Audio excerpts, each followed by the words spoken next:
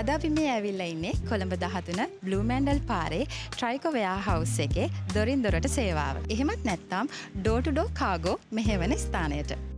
අපි යමු මෙතන මොකද කරන්නේ බලන්න. එන්න අපි යමු.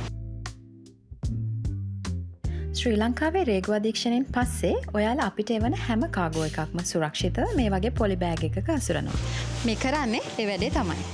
ඒ නිසා තමයි අපි කියන්නේ ඔයාලා එවන ඩෝර් ටු ඩෝර් කාගෝ වල ආරක්ෂාවට අපි ඉහළින්ම වග කියනවා කියලා. ඒ වුණාට මේ රේගු පරීක්ෂණයේදී සමහර ඇසුරුම් විවෘත කරන්න රේගුව කටයුතු කරනවා. නීති විරෝධී දේවල් ඩෝර් ටු ඩෝර් කාගෝ හරහා ලංකාවට එන එක නවත්තන්න රේගුව කරන කාර්යභාරයට අපිට උදව් කරන්න වෙනවා. මේ අවස්ථාවක තමයි ඔයගේ ඇසුරුම් කඩලා තියෙනවා කියලා දකින්න වෙන්නේ. ඒ වගේම ඩෝර් ටු ඩෝර් සේවාව හරහා ගේන්න පුළුවන් සීමාවන් ගැන දැනගෙන බඩු එවන්න කියන එක මතක් කරන්නත් ඕනේ. ඒ ගැන වැඩි විස්තර ඔයාගේ ට්‍රයිකෝ නියෝජිතවරයාගෙන් දැනගන්නත් පුළුවන්. සෑම විටම රටේ පවතින රේගු රෙගුලාසි වලට අනුකූල වීම අපි හැමෝගෙම වගකීමක්. ඒක අමතක කරන්න එපා.